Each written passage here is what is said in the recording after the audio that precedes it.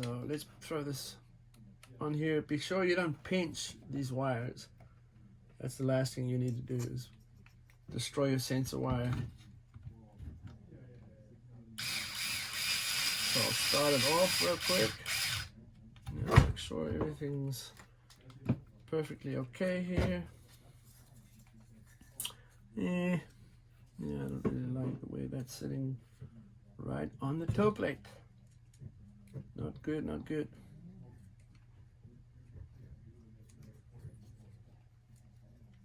There you go. That's better.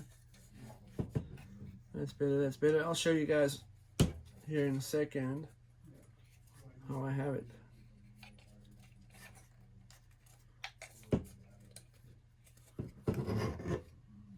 Stop pulling my hair. Okay, so you might as well throw these guys in here. And this guy here. And this guy here. And this guy here. And then this guy here.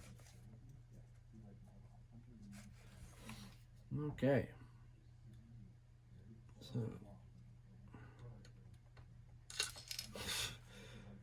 that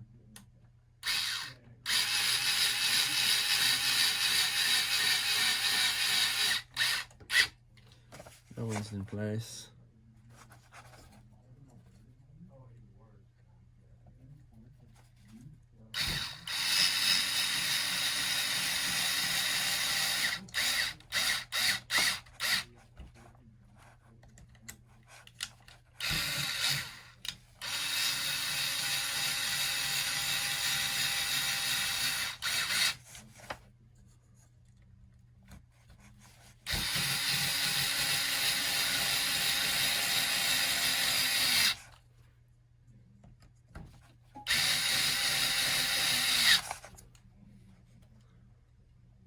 One more.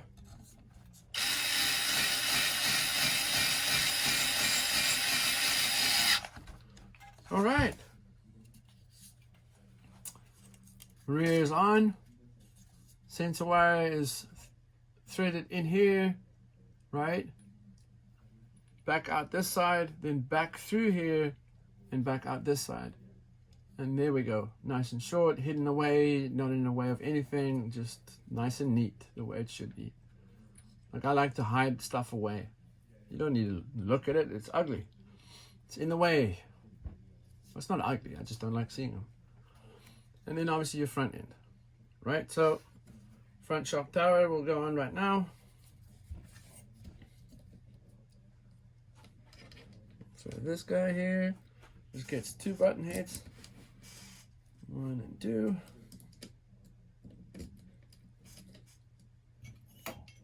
Hand start them.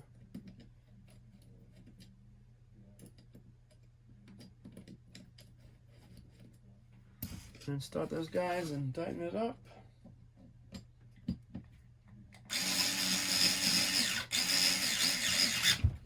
One more.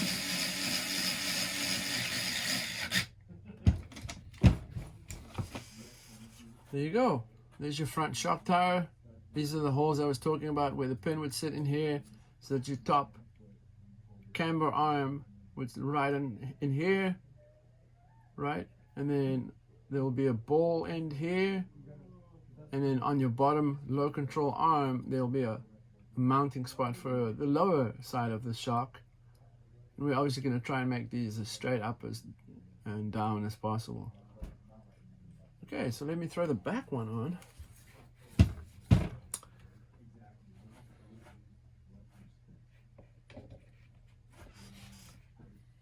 It's crazy how much it completes the chassis. It's starting to look like a chassis now.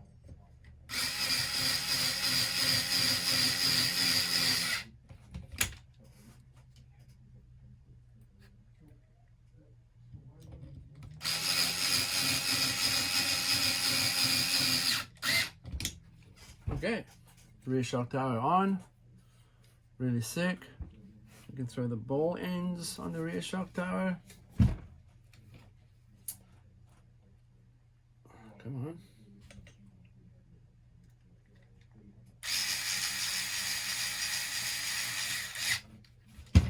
one's on there for sure.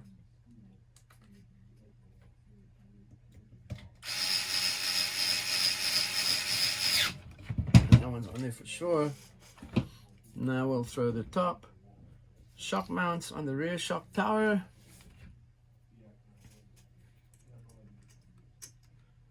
Which I also usually just hand start. And then I think it's like a 3mm on the purple side and a 2mm on the ball end side. Oh, come on, man.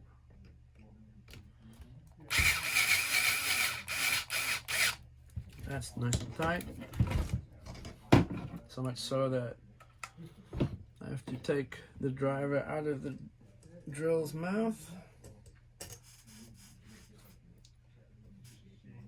There you go. This one here. Driver on this side. That's tight. So there's the top shock mount ball. You click the top on. When the arm is here, you'll have a ball here. You'll click that onto the lower. There you go, guys. I'll just throw the front ones on real quick, which is one away from all the way outside and one down is what we have the manual tell us to do, and we'll follow the manual. And we'll do the same as what we did on the back. 3mm driver on the ball side, 2mm on the button head side. One more of those to go. And don't worry about this silver wire here by my thumb. We'll make it disappear soon enough. Oh yeah, of course.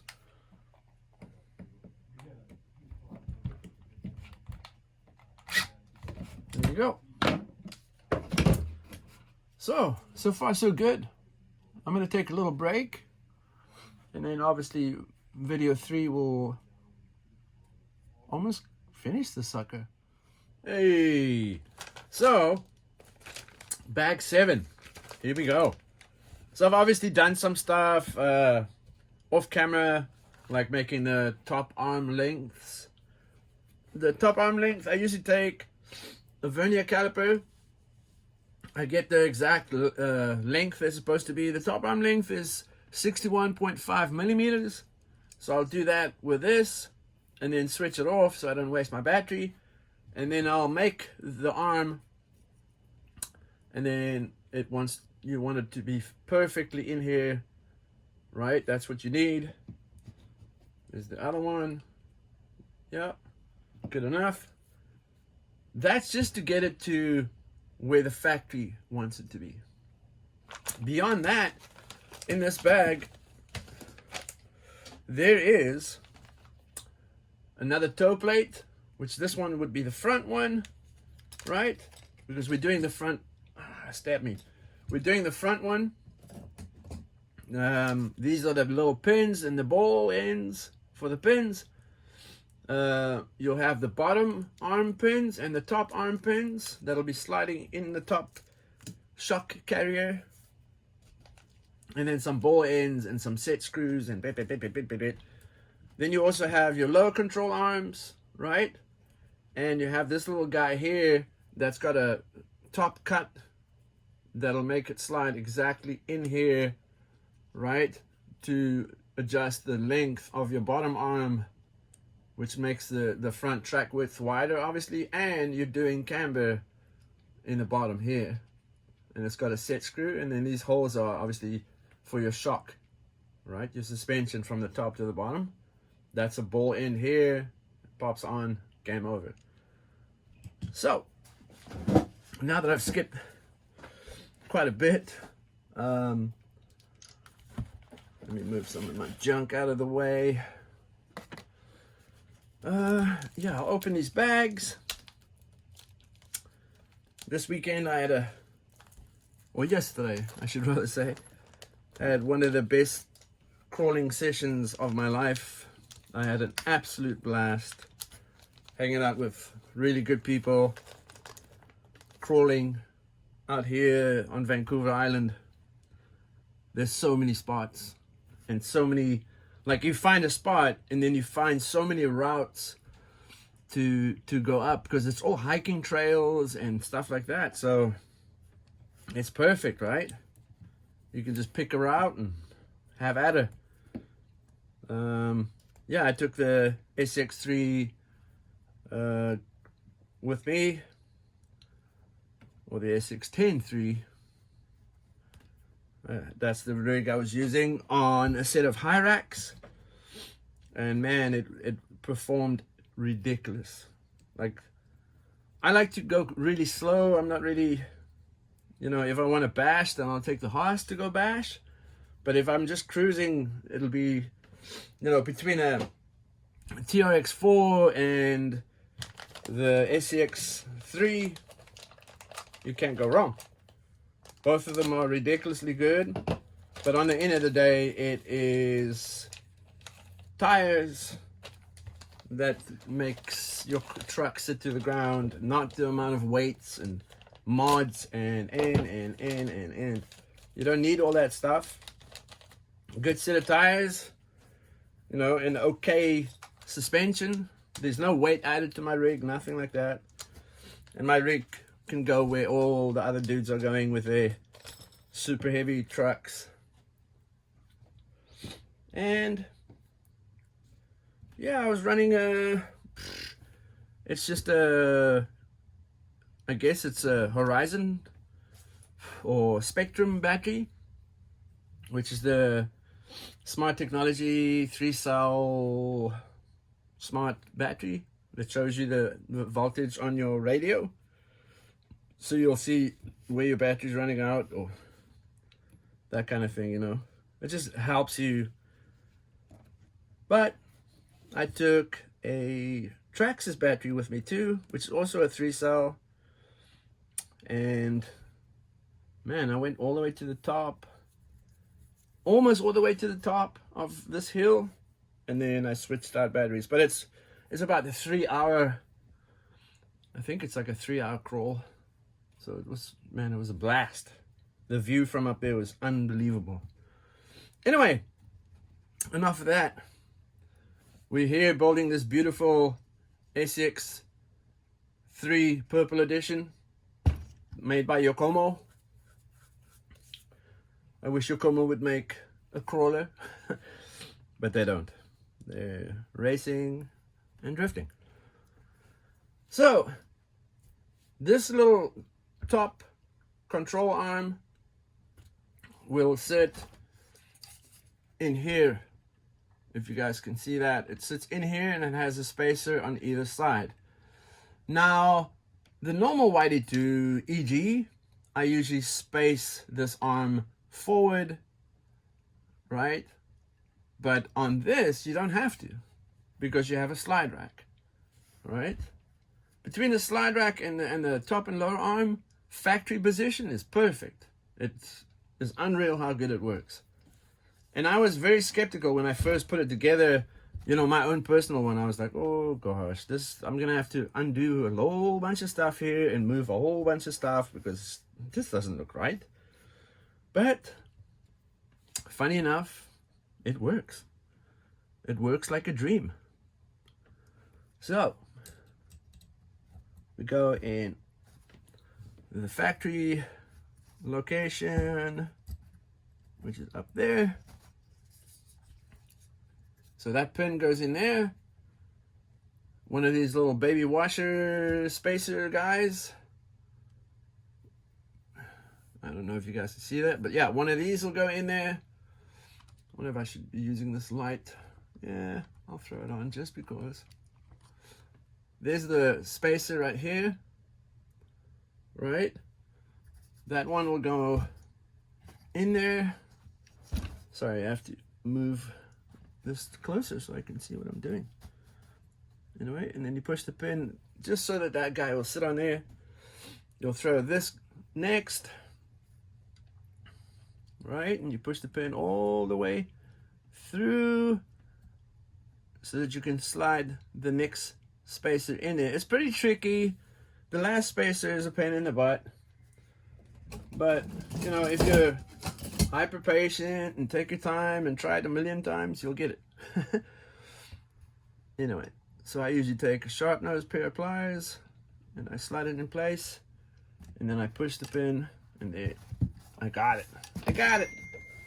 Now I'll push the pin deeper so it goes in its receiving end of this issue. Anyway, the receiving end is obviously the mouth on this little brace here, where this pin goes through all of this and then into there, and it's got a small hole on the other side so it doesn't go all the way through. And then on the front of it, you put a 1.5 mil button head, which is, I'll point it with this. See, here's the pin sticking out. This little button head here is just big enough to hold this guy in place, right? So it won't slide back out. And there you go. It's got to be super loose like that. You want it to be very loose, so that there's no resistance fighting against the shock. There you go. There's one side. Let's do the other side real quick. We'll throw this baby here. Put a spacer on it. Right there. We'll throw this guy here. And then, don't want to slide the pin all the way through yet. Grab this little spacer and you carefully maneuver it in place. Oh, of course I moved the freaking pin all the way in. Come out. Yeah, my left hand's not that good.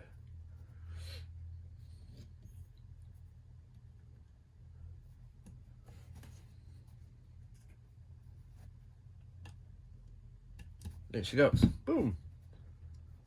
Okay. And then your little 1.5 button head. And of course, people will text me while I'm trying to film. Ay, ay, ay. That's one thing that I've had a really hard time with, is trying to film and stay focused on this while I have a shop right outside that door and people inquiring on stuff and calling me for stuff, and it's tough, but I can't complain. I have my own track right outside that door, so it's a double-edged sword, eh? Anyhow, now we'll obviously do the low control arm, and I'll show you how I do it. So I'll take Mr. Vernier caliper here, I'll switch it on, unlock the little lock here, and it says 63.5, so I'll just go 60. Oh, too much. No, too. Oh, come on. There you go. 63.51 millimeters, and there she goes. Ha! So there, that's the size you want to make the lower control arm, right? Factory. Not gonna eat those. Need this and need this. So I'll slide this guy in here, and the reason why I'm putting that in there, it's still loose, but this helps me hold this guy, and then I can thread this guy on, right? But even better, if you're sick and tired of gripping small things and holding it as tight as possible, Hoodie is a company from Slovakia, or that side of the world, and they make this ridiculously cool little tool here that has a slot this side and a slot this side. Big slot for a big hoop, boom, slides right in there, and now I can just twist this guy, right? And there you go. And you want to tighten it till it bottoms it out, right? That's what you want. So that's what we'll do. I've got all kinds of weird little tools, but you know, just a certain amount just to make sure it's perfect. Yeah, that'll work for me. Nope, not all the way tight yet though. Not all the way. Yeah, I tighten it till I can't. And then sometimes you'll have to back it off. Okay, so what I've done is, and why I say back it off, is here's the metal slider section with a flat, and I usually put these little lines on where the flat is, right? So tighten it all the way tight, and then back it a little bit so that that and those guys are in the same spot. That way you can kind of judge from that edge to this line, right? You can measure them. You can measure how far you've got it out or how close you have it. That's all. No specific reason.